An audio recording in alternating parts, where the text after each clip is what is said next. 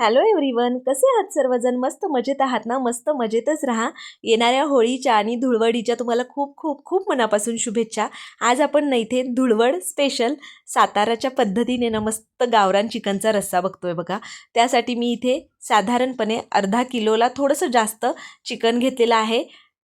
छान स्वच्छ धुवून घ्यायचं आहे. त्यानंतर त्याला मीठ आणि हळद आणि लिंबाचा रस लावून मॅरिनेशनसाठी एक 10 ते 15 मिनिटं तुमच्याकडे जेवढा वेळ असेल बाकीची तयारी होईपर्यंत तेवढा वेळ बाजूला ठेवून द्यायचं आहे. तर इथे बघा 2 चमचे तेल घातलेलं आहे. आज मी ते पातेल्यामध्ये करणार आहे.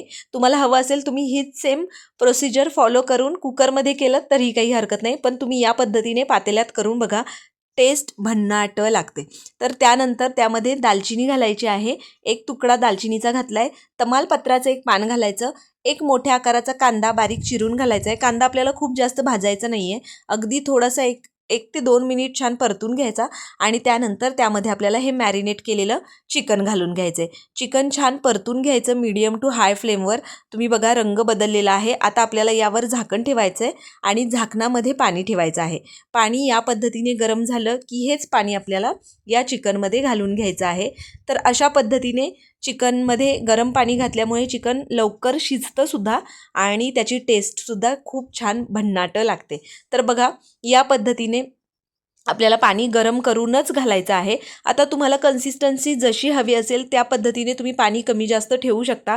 मला थोडंसं पातळ रस्सा हवा होता म्हणून मी 2 वेळा या ताटामध्ये पाणी ठेवलं आणि त्यानंतर तेच पाणी मी यामध्ये घालून घेतलेलं आहे. मीडियम टू हाय फ्लेमवर छान उकळी येऊ दिली. एक 5 ते 6 मिनिटं छान उकळून घेतलं आणि तुम्ही आता बघू शकता चिकन एकदम मस्त मऊसूद असं शिजलेलं आहे. आता आपल्याला याला फोडणी द्यायची आहे. तर मी हे चिकन एका दुसऱ्या पातेल्यामध्ये काढून घेते आणि याच भांड्यामध्ये मी चिकनचा रस्सा तुम्हाला दाखवते. तर बघा या पद्धतीने तेच पातेलं घेतलेलं आहे. त्यामध्ये साधारण 2 ते 3 चमचे तेल घालायचं. इथे मी कांदा लसूण मसाला घातलेला आहे. सातारा स्पेशल जे चिकन करी चिकन मसाला केला जातो किंवा चिकनचा रस्सा केला जातो त्यामध्ये शक्यतो कांदा लसूण मसाला घातला जातो. तर मी इथे 2 चमचे कांदा लसूण मसाला घातलेला आहे आणि त्यानंतर आपल्याला इथे कांदा खोबऱ्याचं वाटण घालायचं आहे. आता या वाटणामध्ये 2 ते 3 मीडियम आकाराचे कांदे, अर्धी वाटी खोबरं भाजून घेतलेलं आहे. त्यामध्ये 20 ते 30 लसूण पाकळ्या, 1 इंच आल्याचा तुकडा आणि कोथिंबीर मिक्सरला छान पाणी न घालता वाटून घ्यायचं आणि तो मसाला आपल्याला यामध्ये घालून घ्यायचा आहे. चवीपुरतं मीठ घालायचं आहे. मॅरिनेशन करताना आपण मीठ घातलेलं आहे त्यामुळे मीठ घालताना इथे जपून घालायचं. तर या पद्धतीने मीठ घालून घेतलं. आता हा मसाला छान परतून घ्यायचा मंद आचेवर. जोपर्यंत त्याला छान तेल सुटत नाही तोपर्यंत परतून घ्यायचा. आपण वाटण करत असताना कांदा आणि खोबरं छान भाजून घेतलं होतं त्यामुळे अगदी लगेच परतला जातो, लगेच भाजला जातो. तुम्ही बघू शकता मस्त तेल सुटलेलं आहे. कोणताही रंगाचं लाल तिखट किंवा कोणतेही बाकीचे गरम मसाला किंवा धने जिरे पावडर वापरलेली नसताना सुद्धा मस्त रंग आलेला आहे आणि छान सुगंध अप्रतिम येतो आहे. तर बघा अशा पद्धतीने छान परतून घेतलेलं आहे. तेल छान सुटलेलं आहे. आता आपण जे चिकन शिजवून घेतलं आहे ते आपल्याला यामध्ये घालून घ्यायचं आहे. तर मी अगोदर त्यातलं जे पाणी आहे अळणी ते घालून घेते यामध्ये आणि त्यानंतर चिकनचे पीस घालून घेऊया. तुमच्या घरात जर लहान बाळं असतील तर तुम्हाला जर अळणी ठेवायचं असेल तर तुम्ही यापैकीच थोडंसं अळणी बाजूला काढून ठेवू शकता. खूप छान लागतं. तर बघा या पद्धतीने उकळी येऊ द्यायची, मस्त उकळून द्यायचं. एक 7 ते 8 मिनिटं मंद आचेवर छान उकळून घेतलं. खूप सारी बारीक चिरलेली कोथिंबीर घालायची आणि आता तुम्ही कन्सिस्टन्सी बघू शकता.